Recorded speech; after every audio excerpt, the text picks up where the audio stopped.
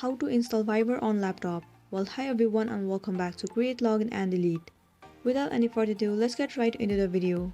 The very first step is to head over to any web browser. In the search bar, search for Download Viber PC. Head over to the very first site. It will take you to this page.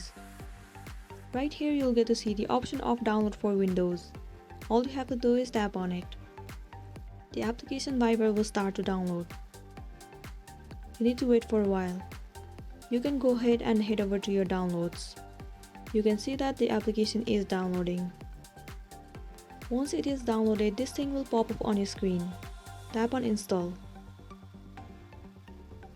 Now again you need to wait for a while. Well, your application has been installed successfully.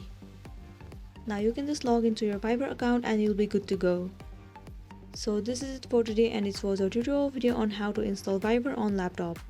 I really hope this video is gonna help you out. Thanks for watching it till the end.